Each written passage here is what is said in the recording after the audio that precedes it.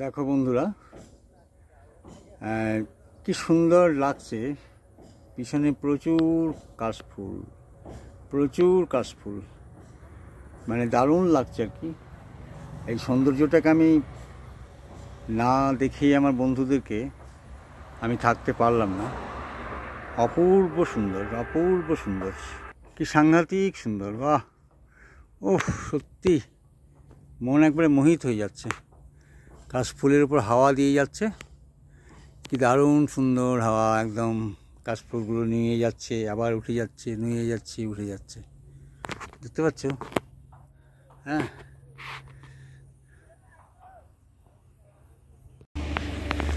দেখো বন্ধুরা, কি অপূর্ব কাশবাগান, মানে কি দারুণ লাগছে এখানটা। একদম মন মোহিত হয়ে যাচ্ছে। সুন্দর শরতের শ্রেষ্ঠ শোভা, এই শরতের কাশফুলের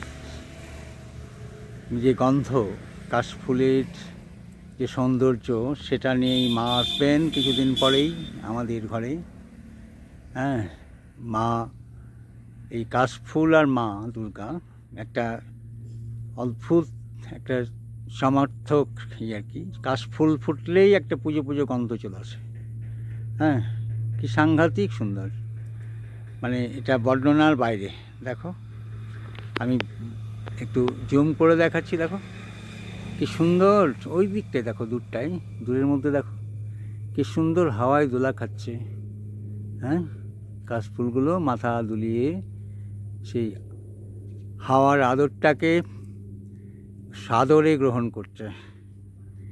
ওফ, দেখো দুর্দান্ত। ওফ, একদম কাশবাগান। আমি কেন বললাম না, পুরো জায়গাটাই হচ্ছে কাশফুল একদম। মাঝে মাঝে আগাছা অন্যান্য আছে, কিন্তু পুরোটাই ওদের দখলে। কাশবাগান, যার জন্য বললাম।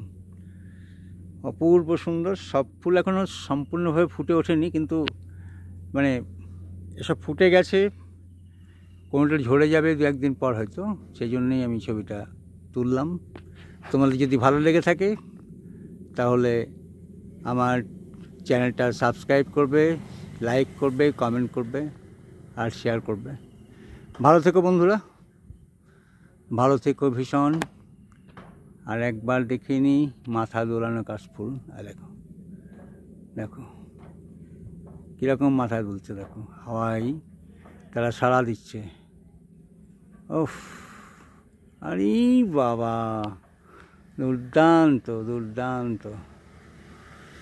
বেশ, বাই বন্ধুরা।